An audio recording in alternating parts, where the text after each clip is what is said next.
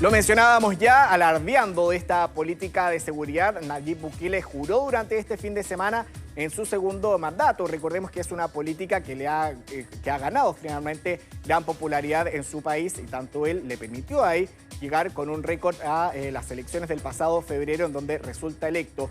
Ahora se vienen nuevos desafíos y por eso vamos a tomar contacto con Jorge Sanz, académico de la Facultad de Gobierno de la Universidad del Desarrollo, para poder analizar lo que viene para los próximos 5 años de Nayib Bukele. Jorge, muchísimas gracias por acompañarnos esta tarde en Mega Noticias Mundo. Encantado, Pablo. Gusto saludarte. Jorge, partamos por lo básico para entender cómo logra finalmente Nayib Bukele esta altísima popularidad ahí en El Salvador y que le permite de esta manera esta polémico segundo gobierno con haber ahí hecho algún tipo de triquiñuela con la Constitución para poder presentarse en estas elecciones de febrero. Sí, hay dos cosas. Primero, vámonos al inicio del primer gobierno. Nayib Bukele se presenta como el candidato que va a solucionar el problema de la seguridad.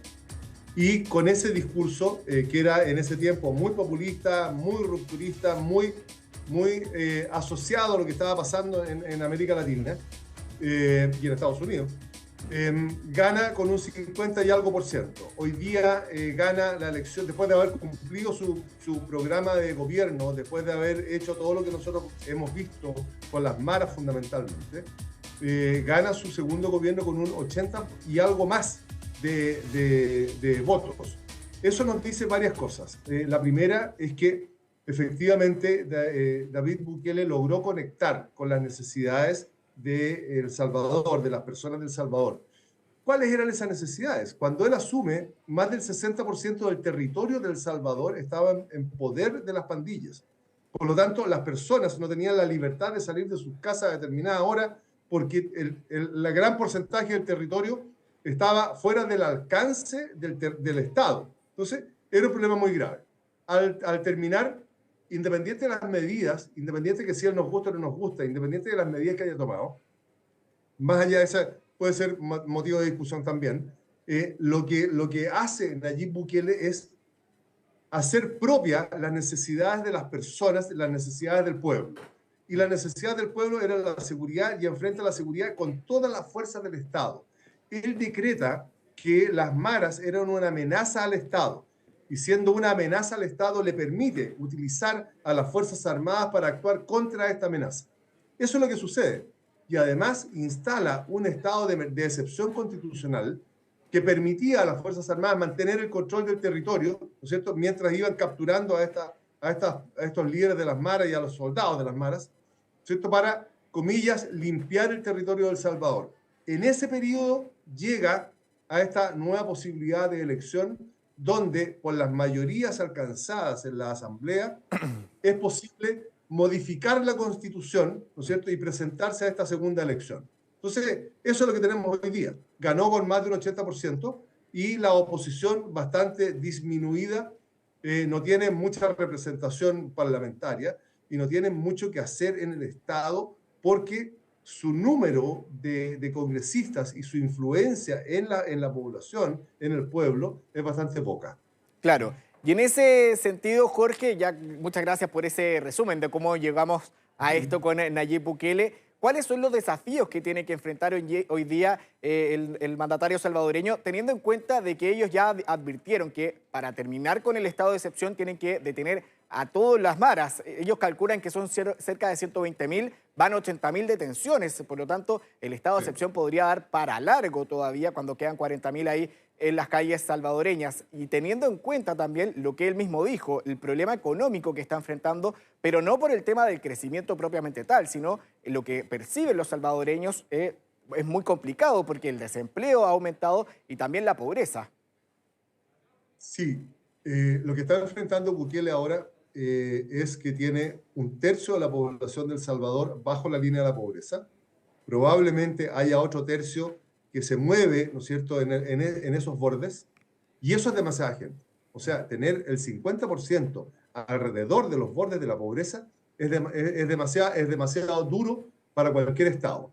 Ahora, lo que tiene que hacer Nayib Bukele, desde la perspectiva académica, digamos, mirándolo desde lejos, es no soltar el tema de la seguridad.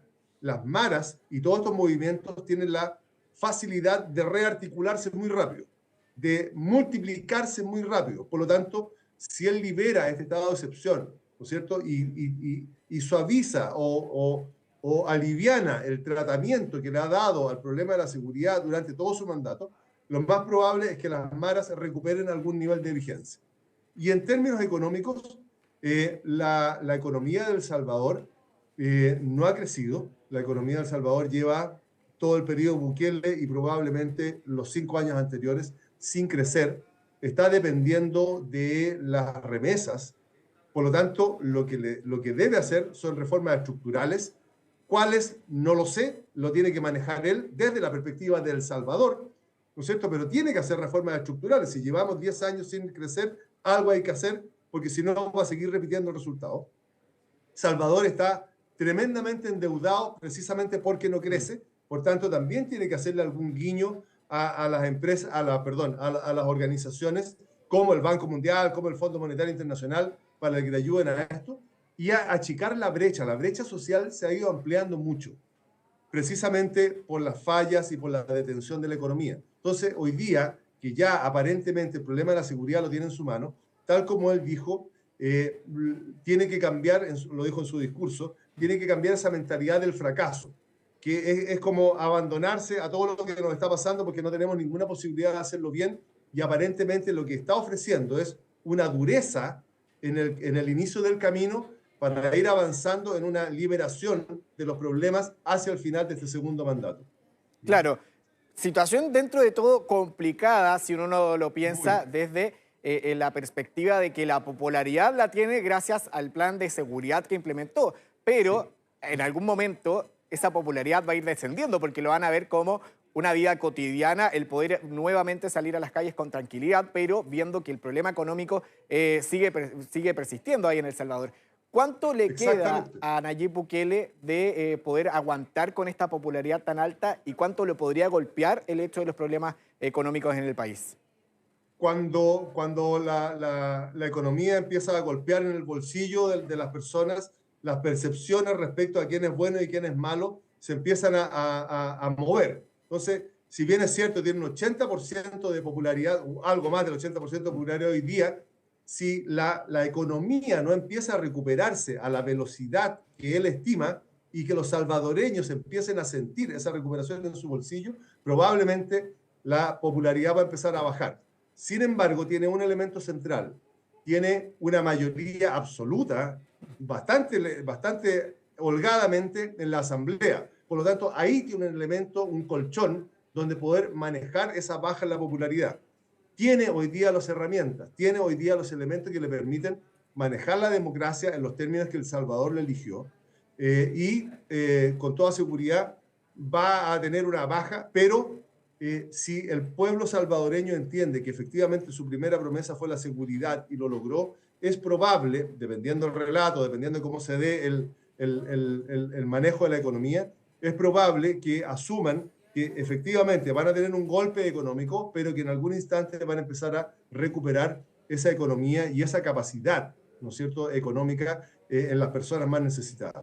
Así que queda un tiempo de luna de miel todavía aparentemente para Bukele y esperemos que pase rápido y se empiece a recuperar El Salvador. Claro, y respecto a esto mismo, el tema de la popularidad de Bukele, bueno, lo hemos mencionado ya bastante respecto al plan de seguridad.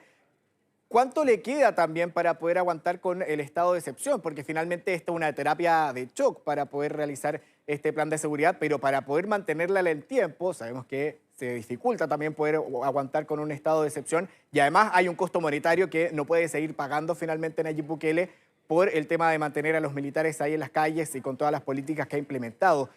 ¿Qué tiene que hacer a partir de ahora Nayib Bukele para dar un siguiente paso en su plan de seguridad y así poder sacar el estado de excepción? Yo pienso, Pablo, que es difícil que saque el estado de excepción ahora. Si él dice que todavía tiene 40.000 personas integrantes de las maras en el interior de El Salvador, 40.000 es un ejército enorme. Por tanto, es difícil que pueda levantar el estado de excepción, es difícil que pueda sacar a los militares de la calle, porque la capacidad de multiplicación de estos grupos es enorme. y han estado bastante acorralados, han estado bastante complicados, no han podido tener los negocios que tenían para poder sobrevivir. Por tanto, si sacamos las medidas restrictivas, ¿no es cierto?, van a multiplicarse las maras. Tendría que equilibrar con ese porcentaje de popularidad que tiene, tendría que tener un relato que le permita entender a la población que para poder crecer económicamente es fundamental mantener niveles de seguridad que permitan avanzar en esta situación de seguridad que permite el crecimiento. Las dos cosas necesariamente tienen que ir juntas, porque si las maras nuevamente empiezan a tomar el control del Estado, difícilmente la economía va a invertir, difícilmente la economía va a empezar a crecer. Son dos carriles que necesariamente van juntos. La seguridad crea las condiciones para que las personas puedan trabajar. Si no están esas condiciones, las personas no van a poder hacer funcionar la economía y se van a mantener como se ha mantenido en 10 años, con una economía estancada y tendiendo a la baja.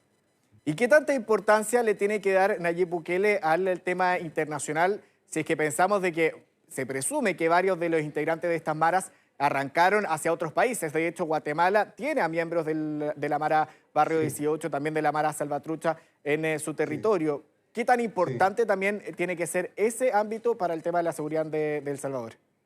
Yo creo que sí, pienso que si la seguridad, Nayib Bukele se la entregó a las Fuerzas Armadas, esa seguridad, ese sistema de seguridad, ese sistema de trabajo que tienen las Fuerzas Armadas, en su plan de seguridad interior, tienen que tener controladas las fronteras. Es decir, debe haber hoy día un sistema de control de las fronteras que permita mantener a esos integrantes de las maras fuera del territorio salvadoreño y que también permite mantener una pared, ¿no es cierto?, donde los que van a arrancar puedan ser capturados. Claro. El control de la frontera es fundamental y probablemente por la forma de trabajar de los ejércitos en el control de la seguridad del territorio, lo más probable es que tengan cerrada la frontera, controlada la frontera. Así es que los que están afuera van a seguir afuera. Siempre hay alguien que puede entrar, siempre se puede acceder, ¿no es cierto? Pero claro, no va a ser esa masa de personas que transitan de un lado a otro y va a mantener el control. No nos olvidemos, Pablo, un detalle, que la seguridad lo que busca es entregar un ambiente donde las personas se puedan desarrollar. No es la restricción de las personas, sino que generar un ambiente donde se pueda trabajar y donde se pueda estar. Eso es lo que se está buscando. Entonces, probablemente el relato, que la información que entregue a David Bukele a su población, tiene que empezar a juntar estos dos elementos. La posibilidad de trabajar y la necesidad de trabajar para activar la economía. Claro que sí. Jorge Sanz, académico de la Facultad de Gobierno de la Universidad del Desarrollo, muchísimas gracias por habernos acompañado en Mega Noticias Mundo. Que esté muy bien. Pablo, encantado de conversar contigo, Pablo. Que esté muy bien.